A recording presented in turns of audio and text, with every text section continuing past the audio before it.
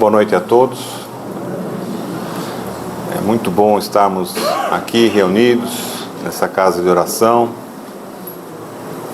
auxiliados pelo plano espiritual dessa casa, pelos nossos espíritos protetores, para mais um momento de fortalecimento dos nossos ideais em torno do Evangelho. Vamos falar hoje uma parte do capítulo 17 do Evangelho segundo o Espiritismo, Sede Perfeitos. O tema de hoje, o capítulo de hoje, Sede Perfeitos, ele nos coloca num convite exigente, mas ao mesmo tempo ele é consolador. Começa com a passagem do Evangelho,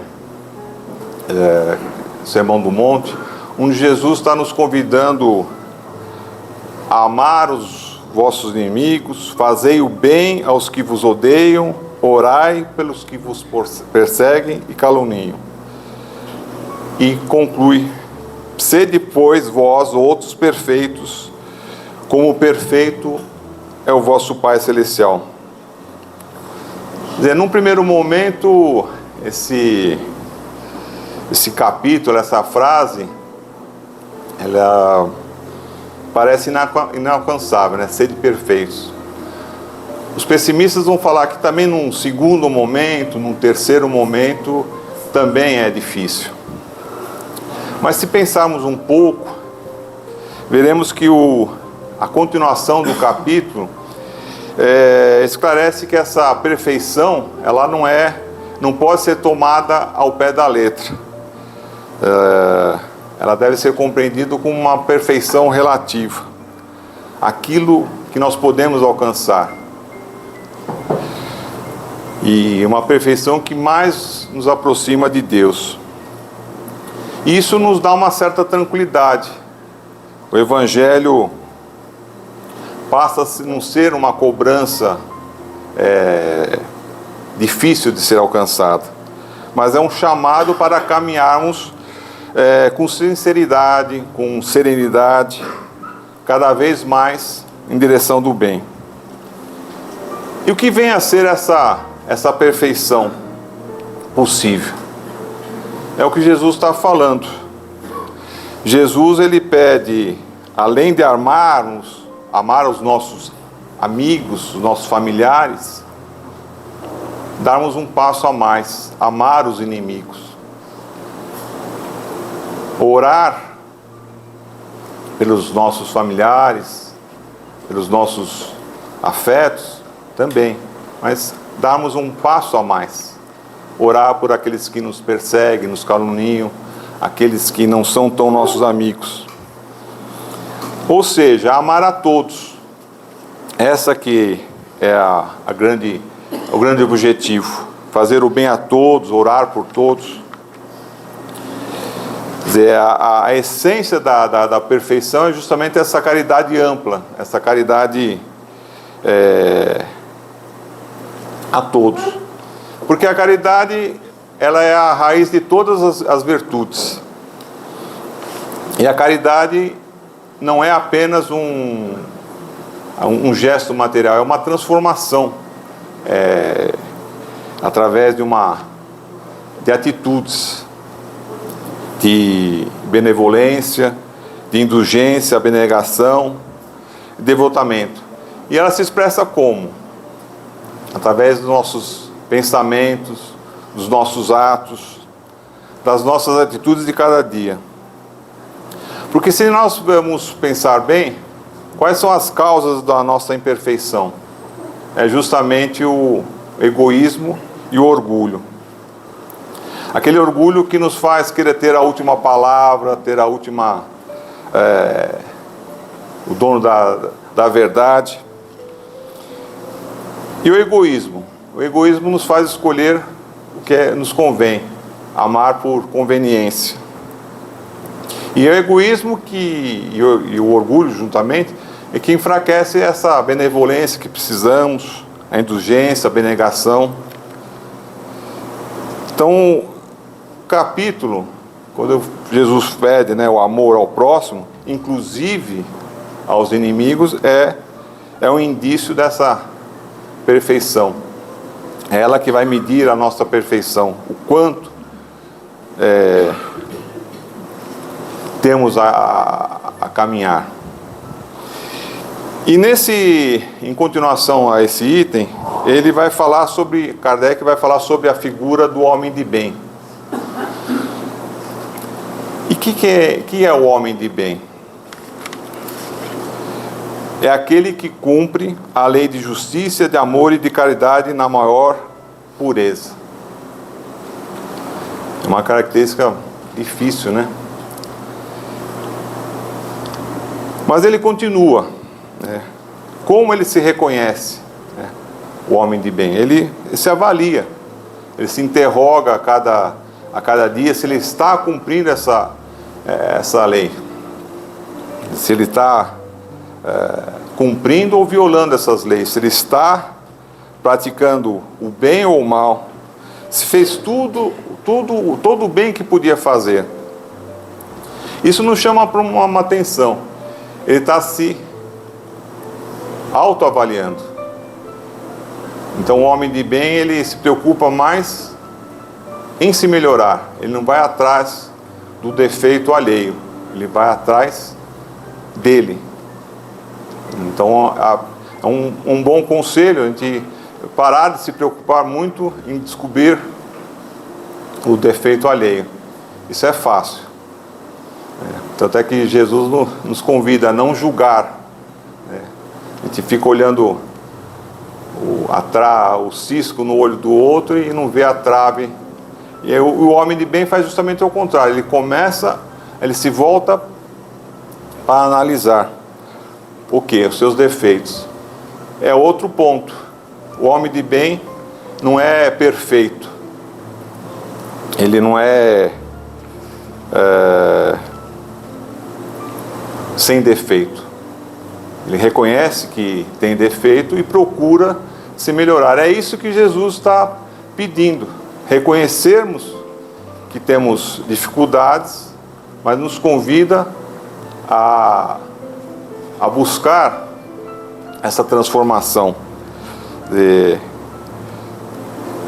Trabalha incessantemente em combatê-la.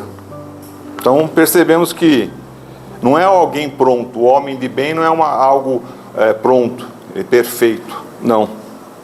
É uma pessoa que tem a humildade de reconhecer as suas dificuldades, mas tem um esforço contínuo de se melhorar. É isso que Jesus pede.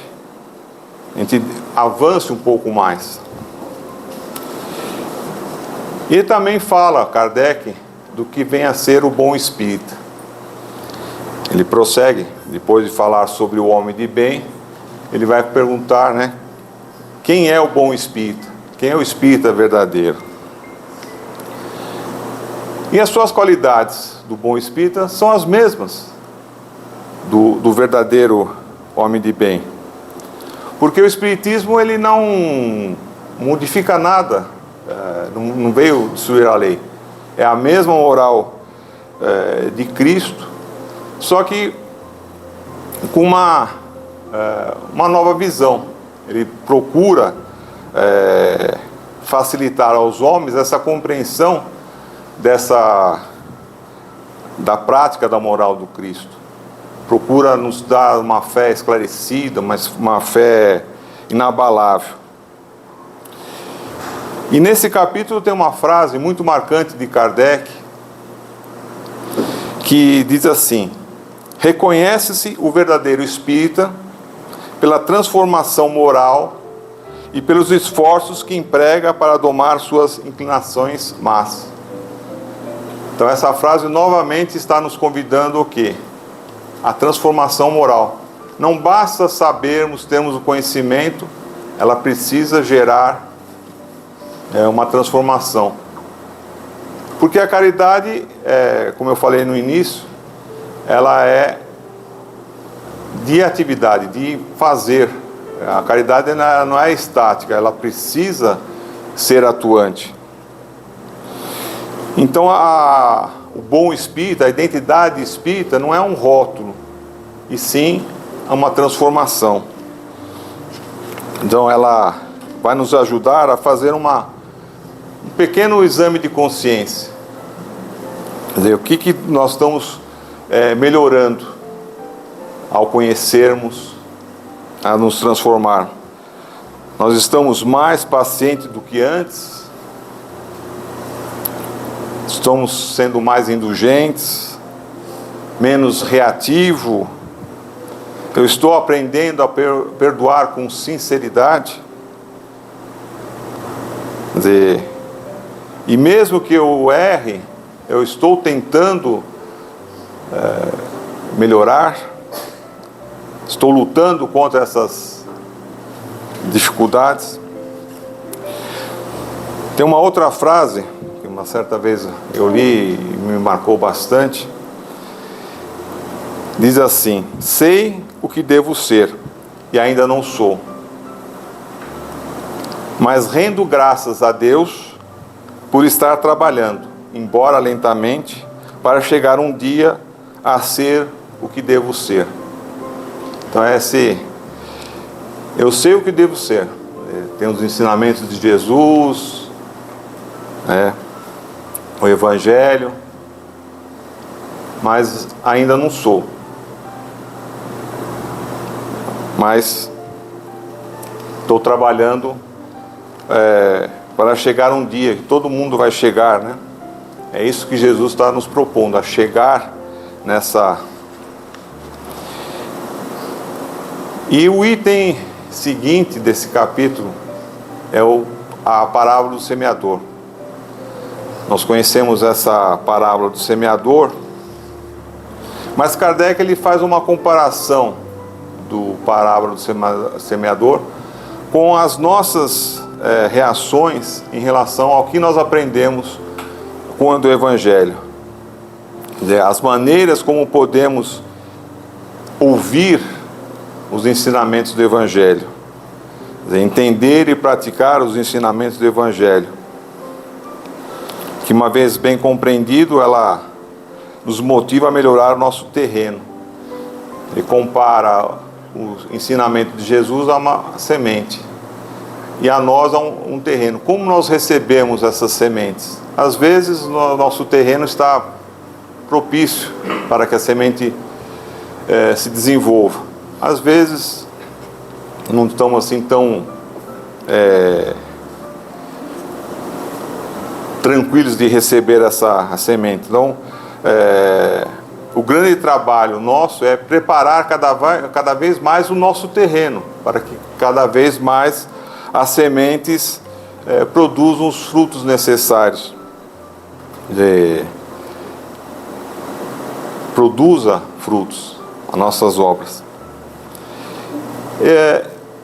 Esse capítulo do parábola do semeador, e esse capítulo como um todo, ele nos fala de uma caminhada, de uma jornada que nós temos. A parábola do semeador fala: um semeador saiu a caminhar. E numa grande caminhada que nós temos, qual é o passo mais importante? Certa vez um homem foi ter uma audiência com Deus. Ele queria que Deus esclarecesse uma situação que estava perturbando. Ele, segundo o ponto de vista dele, tinha uma coisa que não tinha nenhuma utilidade para ele, não tinha nenhum sentido. E Deus, perguntou, o que seria isso, O que ele tinha notado na criação que não teria esse sentido nenhum. Aí ele, meio sem graça, ele começou a falar: não, a sua criação é perfeita, muito bonito, muito funcional, tem tudo uma razão de ser, mas tem uma coisa que, por mais que eu me esforce, eu não consigo compreender a finalidade disso. Tem algo que não parece não servir para nada. Aí, então o que é isso que não serve para nada? É o horizonte. O horizonte, para que serve o horizonte? Ele está lá, eu dou um passo, ele se afasta um passo. Eu dou 10 passos, ele se afasta 10 passos. Quilômetros eu avanço, quilômetros ele se afasta. Isso não faz sentido. O horizonte não serve para nada. Aí Deus olhou para o ingênuo homem e falou assim: o horizonte serve justamente para isso, para você caminhar. Então buscar a perfeição também serve para caminharmos, evoluirmos sempre. Sabemos da imensa distância que nos separa dessa meta. Estamos muito longe da perfeição. Contudo, ninguém vive fora do constante aperfeiçoamento, do constante evoluir. Assim, todos os nossos passos são igualmente importantes. E devemos perceber que Jesus, Ele não nos exige o impossível. Ele nos convida ao melhor de nós mesmos. Ele certamente não iria pedir sede perfeitos se isso fosse impossível. E essa compreensão, quando entendemos que essa perfeição que Jesus nos propõe é relativa e progressiva, paramos de nos desesperar com quanto falta, com o horizonte lá longe. Começamos a valorizar o que já podemos fazer aqui, agora, nesse momento. Quer dizer, nós não somos ainda o que nós gostaríamos de ser, mas felizmente já não somos mais o que nós éramos. Nós estamos um pouco melhor. E devemos agradecer sempre estarmos aí nesse processo de construção, de evolução. E vamos pedir à espiritualidade, aos nossos espíritos protetores, que nos amparem nessa nossa caminhada, que possamos cada vez mais estarmos próximo dessa perfeição que Jesus nos convida. Que assim seja, graças a Deus.